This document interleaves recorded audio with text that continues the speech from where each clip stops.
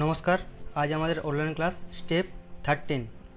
আজকের বিষয় হচ্ছে এসএনআর ব্যবসায়িক জীবন, এসিজিপি, গ্রাম পঞ্চায়েত, শাসক রাজনৈতিক দলের সচিব, সুযোগী তহবিল কী এবং এর সুবিধা কী।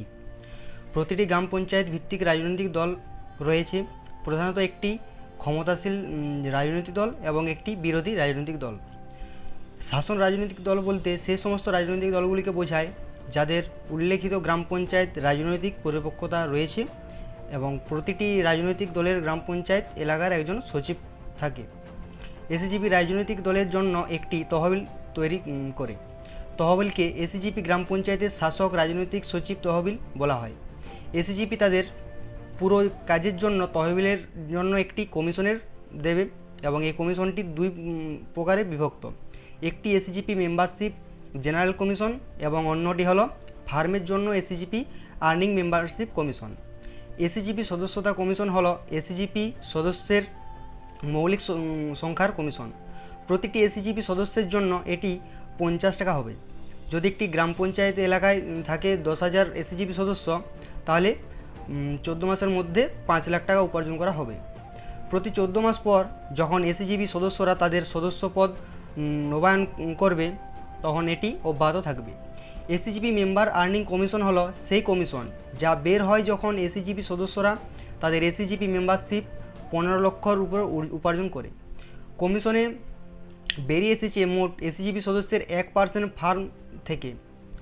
কমিশনের হিসাবে গণনা করা হয় 15 লক্ষ এর বেশির 1% হলো 15,000 সদস্য হলো 10,000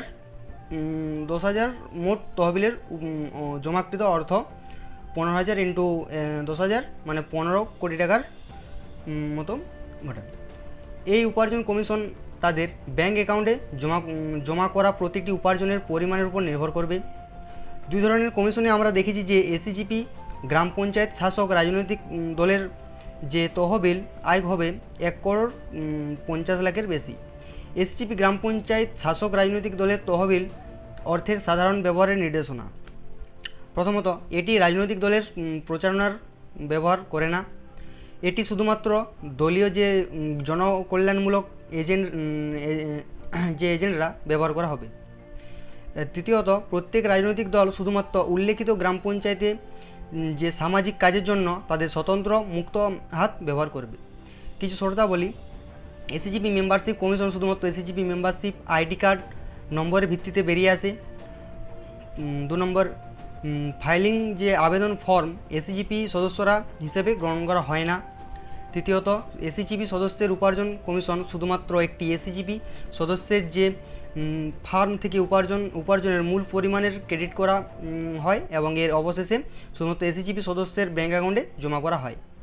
4 নম্বর, এসএনআর ব্যবসায়িক জীবনের যে প্যানেলের অধীনে প্যানেল অ্যাডভোকেট দ্বারা সমস্ত বিরোধ সমাধান করা হবে। ধন্যবাদ।